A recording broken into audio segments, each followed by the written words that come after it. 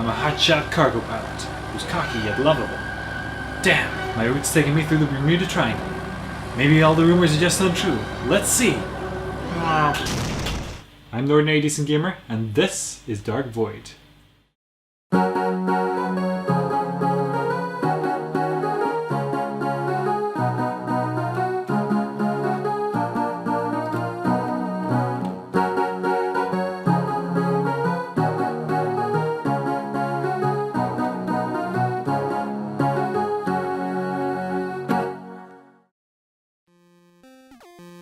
I wouldn't be surprised if you told me you'd never heard of Dark Void. I vaguely remember the game at launch, and I remember watching a zero punctuation review of it, but it's fair to say it didn't exactly make a big splash in the gaming world. Come to think of it, I don't think it had any impact whatsoever. Released in 2010, the same year that brought the Ice Age to the UK, Dark Void stars Will Augustus Gray, a cargo pilot who just happens to be flying through the Bermuda Triangle in 1938. And nothing happens. I'm kidding, of course. Things go horribly wrong, as we would expect. Turns out he stumbled into the Void, a world between worlds, filled with an alien race called the Watchers. As with all mysterious alien races, the Watchers were supposed to have brought civilization and technology to Earth in the style of Indiana Jones and the Kingdom of the Crystal Skull. And yeah, it was just about as successful as that movie. There are definite similarities to Uncharted, which was released in 2007 and is a much better game. Nolan North, who voiced Nathan Drake in Uncharted, also voiced the protagonist in Dark Void. And throw Nikola Tesla into the mix, and yes, Tesla, and boom, you've got a winner. 100% game right there. Let's play Dark Void. We're off to an action-packed start, flying into the madness. Jetpacks are a big part of the gameplay, along with aerial combat in a number of machines.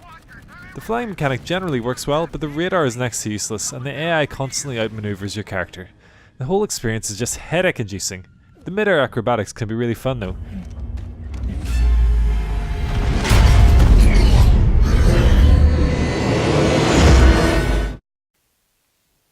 Well, that was a short game. There were laughs, there were tears, but I think we can all agree that there's more. Okay, let's play this. So we're off to the Bahamas. I hear they're sending a private courier. Probably some uptight pen pusher. Will, Ava? what are you doing here? What am I doing here? This is my plane.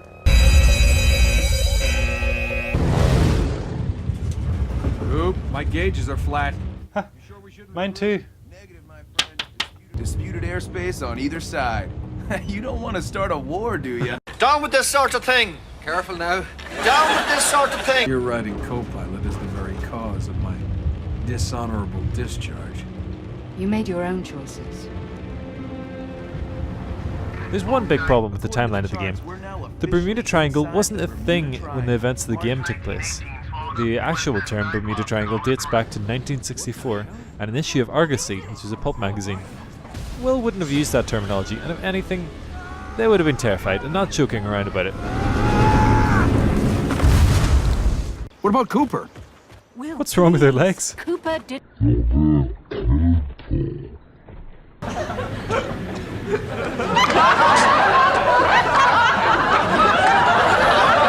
Our plane crashes, and of course, we're forced apart by events outside of our control. Curse this unexpected yet inevitable turn of events. Mantle? Huh.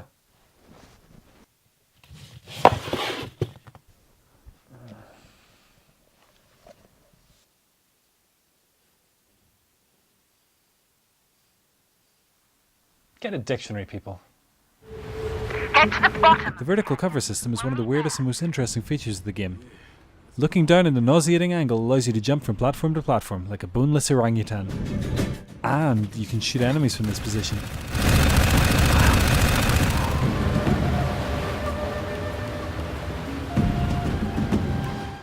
That's the first of many bizarre deaths. As you progress through the game, more and more weapons become available and they can be swapped out at one of the many weapons lockers throughout the game. The game generally feels outdated, but the graphics are still impressive. Look at that vista. Now it's important to note that smashing things is a major gameplay mechanic, because sometimes shooting or grenading just doesn't cut it. Get out of there! It's gonna blow!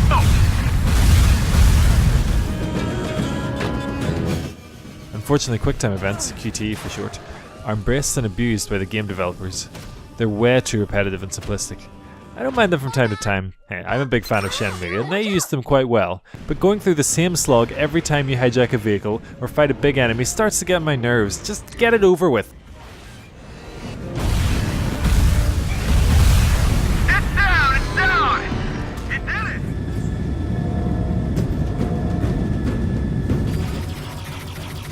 I have a soft spot for ridiculously oversized weapons. God, this is worse than a pantomime.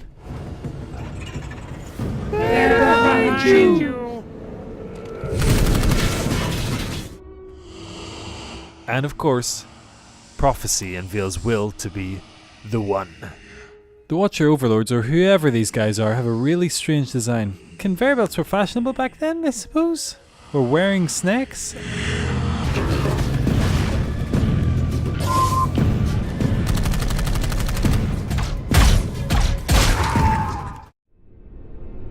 Now let's get ready for a flashback to 3 years ago. It's been precisely long enough for fashion to do a complete cycle, so our protagonists end up wearing the same outfits. Shouldn't you be immortal by now? Either that or the developers got kind of lazy. And now we're introduced to the Ark, a giant flying thing of Tesla's invention that serves no particular purpose and seems like a terrible shape if they're planning on obeying any laws of physics or aerodynamics. Next a flickering flame, then... I recognize that voice. That's Colonel Campbell from Metal Gear Solid. An anemone or clematis plant's juice can cause a rash. Now I guess they're trying to take over the world with those shape-shifting abilities. Rewiring can't be that hard, can it? Attempt! We almost secured the Ark! We need you down here! Well done. Oh my god. Generic soldier, what did Tesla do to deserve this blanking? Sorry, whatever it is, it'll have to wait. It'll have to wait. I'm too busy with this science, doodad. Please, I asked you to wait.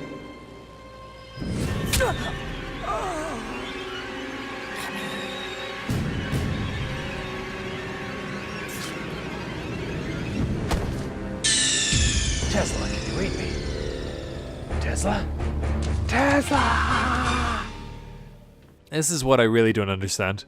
Why use a Tesla clone to kill Tesla if you're not even going to move the body and replace him?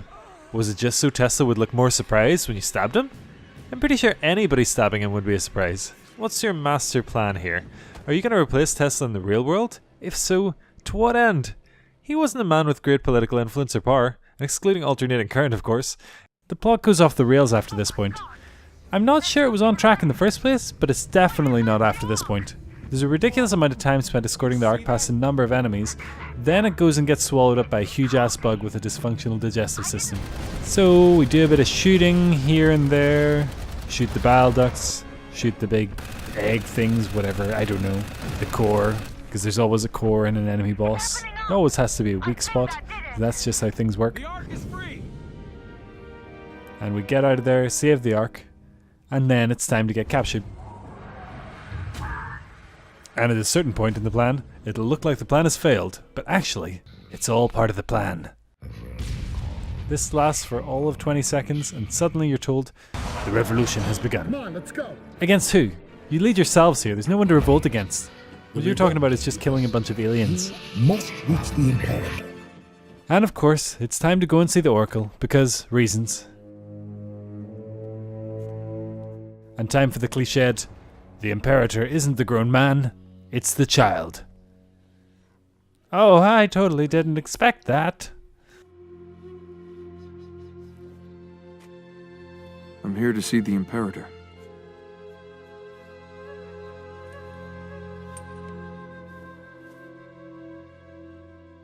I know why you're here.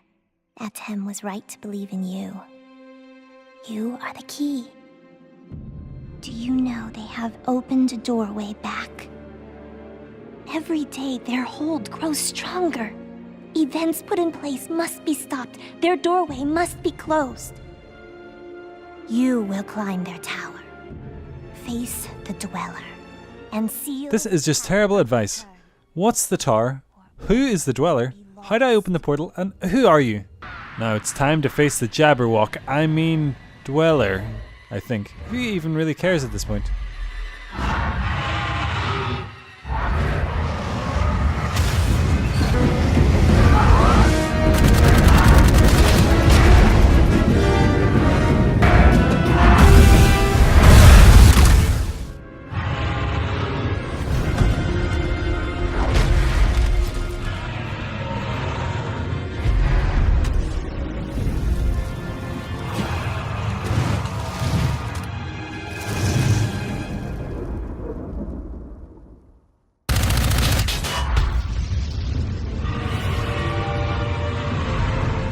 It's not time yet. Will, look out! Ava! And time to be all sad. Eva moved very slowly into the path of the knife. Turns out she'd been here before or something, but again, who cares? Who's really invested in the story? And now he's spouting some sort of Andrew Ryan stuff. Okay, this makes sense. Slave! You are charged to serve! It is all you have ever been! A man chooses. A slave obeys. The sound crapped out at this point. Even the recorder had given up in this game. You're gonna make it. Will, please. Sit.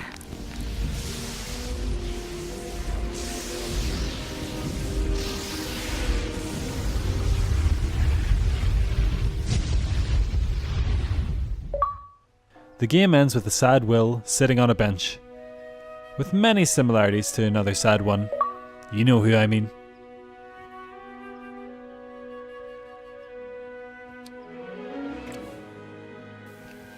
And he had every right to be sad. This game sucked. It was repetitive, had awful storytelling and boring gameplay, and perhaps worst of all, it had potential. A great lineup of voice actors and some novel ideas, along with a potentially solid aerial combat system, could have meant an enjoyable game. The ending feels like a rushed attempt to wrap up everything while explaining nothing. Even the last line is painfully generic and cliched.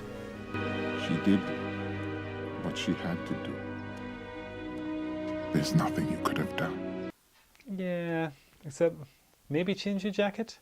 It's been 3 months and you wore the same clothes day in, day out. You even wore the same clothes in flashbacks with Ava. Come. There's work to be done. So that was Dark Void, ladies and gentlemen. The real question is, should you play it? No, it should be cast into the void from whence it came.